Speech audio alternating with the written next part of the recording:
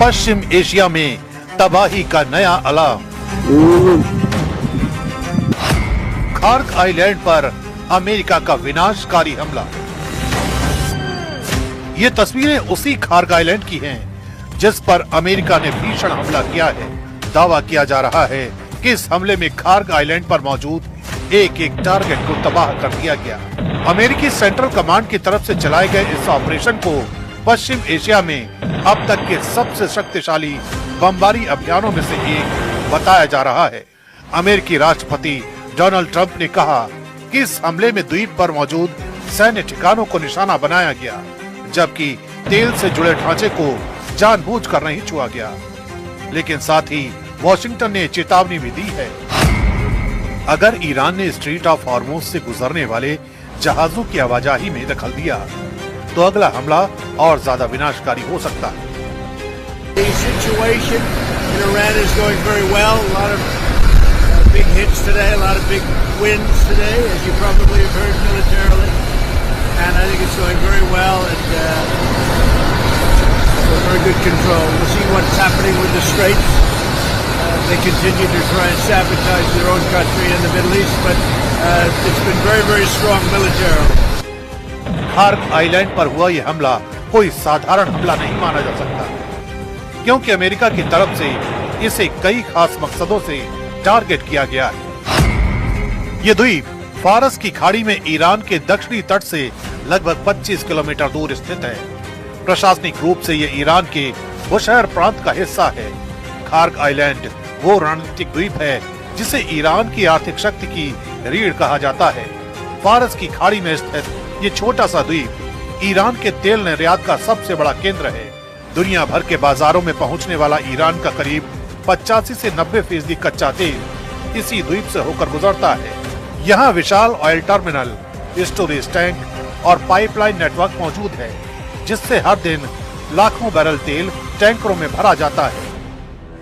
यही वजह है कि इस इलाके में ईरान ने मजबूत नौसैनिक और मिसाइल सुरक्षा भी तैनात कर रखी है। इतिहास भी बताता है कि ईरान इराक वॉर के दौरान भी इस द्वीप को कई बार टारगेट किया गया था। अब एक बार फिर यही द्वीप पश्चिम एशिया की बढ़ती तबाही का नया केंद्र बनता दिखाई दे रहा है, क्योंकि अमेरिकी राष्ट्रपति डोनाल्ड ट्रंप ने साफ कह दिया है कि ईरान को सरेंडर करना ही होगा।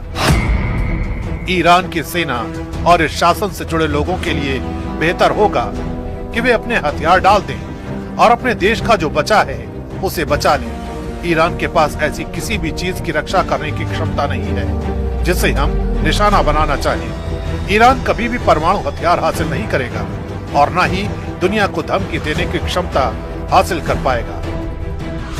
लेकिन खार्ग आइलैंड पर हुआ ये हमला सिर्फ एक सैन्य कार्रवाई नहीं है, बल्कि पश्चिम एशिया की रणनीतिक तस्वीर को बदल देने वाला संकेत भी माना जा रहा है, क्योंकि खार्ग आइलैंड सिर्फ ईरान के लिए ही नहीं बल्कि वैश्विक ऊर्जा बाजार के लिए भी बेहद अहम केंद्र है। माना जाता है कि दुनिया के तेल बाजार का बड़ा हिस्सा स्ट्रेट ऑफ हॉर्मुज और फारस की खाड़ी से होकर गुजरता है। ऐसे में अगर खार्ग आइलैंड पर तनाव बढ़ता है तो इसका असर सिर्फ ईरान तक सीमित नहीं रहेगा, बल्कि पूरी दुनिया के तेल बाजार और समुद्री व्यापार पर पड़ सकता है। यही वजह है कि खार्ग आइलैंड पर हुआ यह हमला अब पश्चिम एशिया में बढ़ते युद्ध और संभावित वैश्विक ऊर्जा संकट की सबसे बड़ी चेतावनी के तौर पर देखा जा रहा है।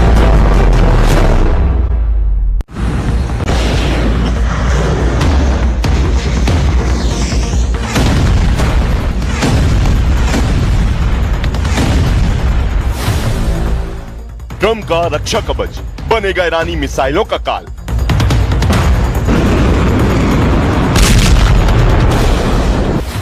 150 किलोमीटर की ऊंचाई पर ईरानी मिसाइलों को ध्वस्त करने की तैयारी।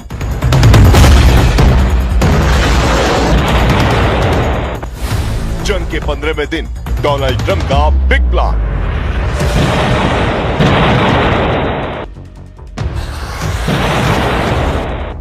ईरान के साथ चल रही जंग के बीच अमेरिका ने ऐसा फैसला लिया है जिसने पश्चिम एशिया में हलचल मचा दी है।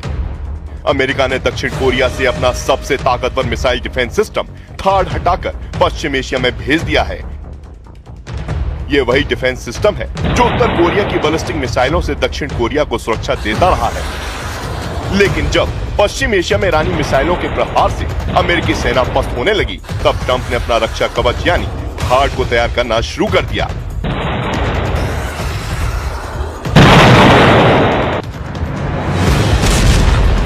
जंग के जानकारों के मुताबिक ईरान अब तक 500 से ज्यादा बैलिस्टिक मिसाइलें दाग चुका है। इनमें से कई को अमेरिका ने रोका भी है।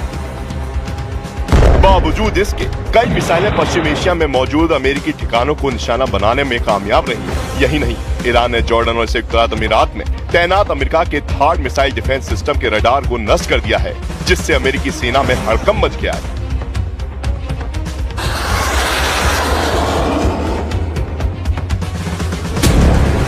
दावे के मुताबिक अमेरिका को डर लग रहा है कि पश्चिम एशिया में उसकी मिसाइल डिफेंस कैपेसिटी कमजोर पड़ सकती है। इसलिए यूएस आर्मी ने यह फैसला लिया और दक्षिण कोरिया से थार्ड की बड़ी खेप को पश्चिम एशिया में मूव कर दिया है। थार्ड की इस खेप की एंट्री का मतलब है कि अमेरिका की ताकत में कई गुना इजाफा होना, क्योंकि ईरान की सेना चाहे मिसाइलें दागे, चाहे जितने आत्मघाती ड्रोन छोड़ दें या फिर उसके फाइटर जेट हमले कर रहे हो, दावा है कि थार्ड उन सभी पर मिसाइल दागकर उन्हें जमीन पर पटक सकता है। थार्ड यानी terminal high altitude area defence दुनिया के सबसे एडवांस एंटी मिसाइल सिस्टम में से एक माना जाता है। इस सिस्टम में 6 मोबाइल लॉन्चर होते हैं और हर लॉन्चर में 8 इंटरसेप्टर मिसाइलें लगी होती हैं। दावा है कि थार्ड का रडार 150 किलोमीटर की ऊंचाई पर मौजूद बैलिस्टिक मिसाइलों का पता लगा सकता है और उसे बर्बाद कर सकता है।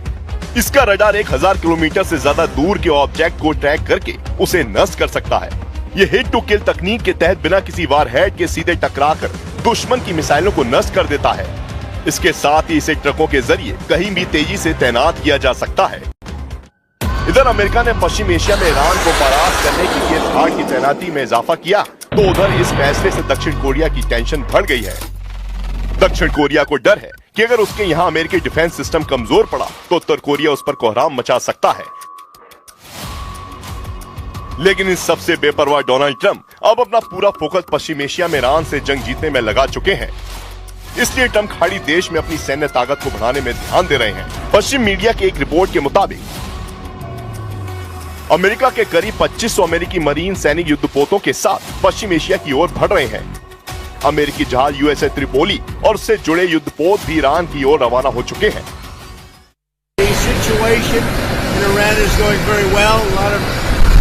Big hits today, a lot of big wins today, as you probably have heard militarily, and I think it's going very well and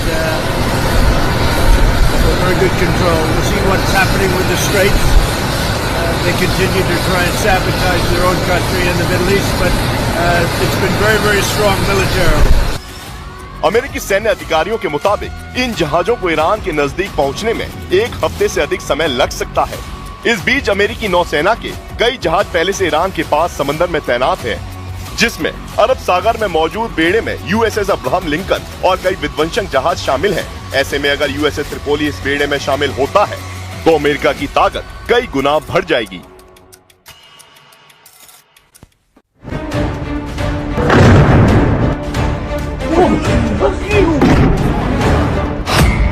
क्या जूनियर खामेनेई भी इजराइल के टारगेट पर हैं?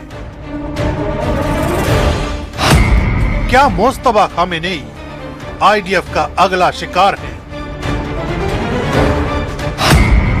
क्या ईरान के सुप्रीम लीडर के सर पर मौत नाच रही है?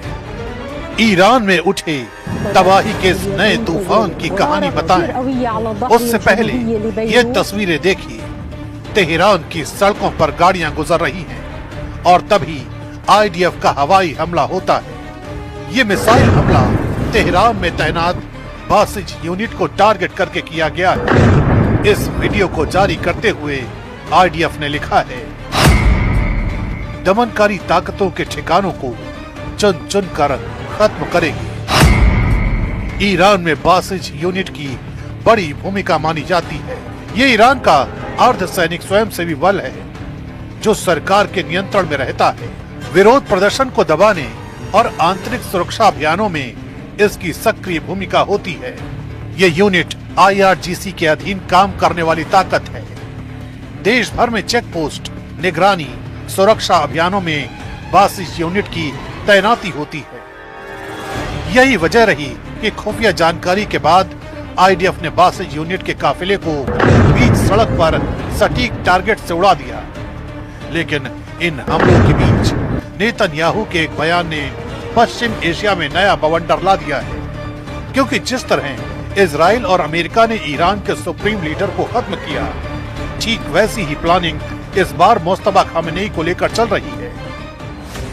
और ऐसा इसलिए क्योंकि इजराइल के प्रधानमंत्री बेंजामिन नेतन्याहू ने जिस तरह का बयान दिया है, उसने इस आशंका को और गहरा कर दिया है कि आने वाली कोई भी घड़ी जूनियर खामेनेई के लिए आखिरी हो सकती है। नेतन्याहू ने कहा कि वो किसी आतंकी संगठन के नेताओं के लिए लाइफ इंश्योरेंस पॉलिसी जारी नहीं करेंगे। उनके इस बयान से साफ माना जा रहा है कि अगर जरूरत पड़ी तो इजराइल ईरान के शीर्ष नेतृत्व को एक बार फिर अपने निशाने पर ले सकता है। यही वजह है कि तेहरान में जूनियर खामेनेई का सुरक्षा घेरा पहले से कहीं ज्यादा सख्त कर दिया गया है। We are not waiting. We are initiating. We are attacking. And we are doing so with a force the like of which has not been seen before. I have added another goal, to create the conditions for the Iranian people to overthrow this terrible tyrannical regime. To create conditions doesn't guarantee that it will happen, and I told them just now, in what I said a moment ago. I said, it's up to you. It depends on you. I wouldn't issue life insurance policies on any of the leaders of the terrorist organizations. Netanyahu ने Mustafa Khamenei को सीधे तौर पर IRGC की कठपुतली तक बता दिया। उनका दावा है कि ईरान की असली ताकत अब IRGC के हाथ है और नया सुप्रीम लीडर उसी के सहारे सत्ता चला रहा है। नेतन्याहू ने यहाँ तक कहा कि इजरायली हमलों के बाद ईरान की हालत ऐसी हो चुकी है कि उसका शीर्ष नेतृत्व खुलकर सामने आने से भी बच रहा है। ये बयान केवल राजनीतिक हमला नहीं माना जा रहा, बल्कि इसे मनोवैज्ञानिक युद्ध का हिस्सा समझा जा रहा है। אזרחי ישראל, אחיי ואחיותיי, אנחנו בימים היסטוריים, ימים שירשמו בתולדות ישראל. במבצע שאגת הארי, השאגה שלנו הולכת ומתגברת. אנחנו קודשים את משטר הטרור באיראן. אנחנו פוגעים וקודשים את עושה דברו, החיזבאללה בלבנון. वैसे भी मीडिया में आई खबरों के मुताबिक मुस्तफा खामेनेई को घायल बताया जा रहा है। वो अभी भी ईरान की जनता के सामने नहीं आए। हालांकि ईरान के सरकारी चैनल के हवाले से उनके संदेश जरूर पहुंचाए जा रहे हैं। آیت‌الله سید مجتبی حسینی خامنه‌ای و نیازمند استعانت از حضرت حق و یاری مردم خواندند و با تأکید بر نقش تحسین برانگیز مردم در تضمین नेतन्याहू का दावा है कि लगातार हमलों के बाद ईरान अब पहले जैसा ईरान नहीं रहा। उनके मुताबिक इजरायली हमलों ने ईरान के कई अहम सुरक्षा और सैन्य ढांचे को भारी नुकसान पहुंचाया है। लेकिन बड़ा सवाल अब भी वही है, क्या इजराइल अपने इस अभियान को आगे बढ़ाकर सीधे ईरान के शीर्ष नेतृत्व तक पहुंचने की कोशिश करेगा? अगर ऐसा हुआ तो ये केवल एक सैन्य कार्रवाई नहीं, बल्कि पश्चिम एशिया की राजनीति को हिला देने वाली घटना साबित हो सकती है।